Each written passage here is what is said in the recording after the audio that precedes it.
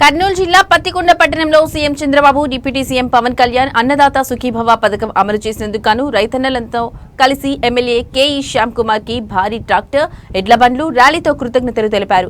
కూటమి నేతలతో కలిసి ఎమ్మెల్యే శ్యామ్ కుమార్ ఆధ్వర్యంలో ఎడ్ల బండ్ల ట్రాక్టర్లతో ర్యాలీ ఘనంగా నిర్వహించారు. స్థానిక అంబేద్కర్ కూడలి వద్ద ర్యాలీని ఎమ్మెల్యే కేఈ శ్యామ్ కుమార్ లాంఛనంగా ప్రారంభించారు. అంబేద్కర్ కూడలి నుండి ప్రధాన రహదారుల మీదుగా మార్కెట్ యార్డ్ వరకు ట్రాక్టర్ ఎడ్ల బండ్ల రైతన్నల హర్షధ్వానాలతో పండుగ వాతావరణంలో ర్యాలీ కొనసాగింది. పెద్ద ఎత్తున రైతులు తమ ఎడ్ల బండ్లు మరియు ట్రాక్టర్లతో ర్యాలీలో కదం తొక్కి ఉత్సాహంగా నిర్వహించారు.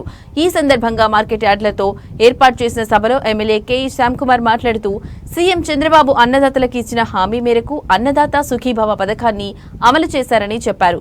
సూపర్ 6 పథకాలలో భాగంగా అత్యంత కీలకమైన అన్నదాత సుఖీభవ పథకం క్రింద మొదటి విడతగా రాష్ట్ర ప్రభుత్వం వాటా 5,000, కేంద్రం వాటా 2,000 కలుపుకుని రైతుల అకౌంట్లో 7,000 జమ చేస్తున్నామని అన్నారు. పత్తికొండ నియోజకవర్గంలో 54,774 మంది రైతులకు 27.387 కోట్ల రూపాయలను ప్రభుత్వం మంజూరు చేసిందన్నారు.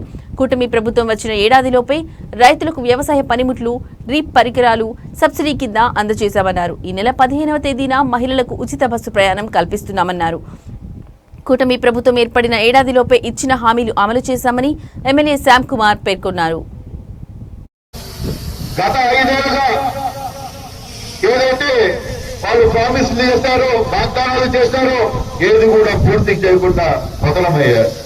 మరి మనం ఎలక్షన్ల ముందర సూపర్ 6 అని ఏదైతే మనం చెప్పామో ఆ సూపర్ 6 పథకాల్లో ప్రతి ఒక్కటి కూడా రప్ప రప్ప రప్ప రప్ప అని మనము పని కంప్లీట్ చేసుకుంటూ రావడం జరుగుతుంది. రప్ప రప్ప రప్ప చేయండి, రప్ప రప్ప అని చెప్పి గొంతులు కోస్తామని కాదని జగన్మోహన్ రెడ్డికి చెప్పడం జరుగుతుంది సభాపతిగా. మరి గత ఎమ్మెల్యే గారు మేము అది చేస్తాము ఇది చేస్తాము అన్నారు. ఏమి చేయలేదు.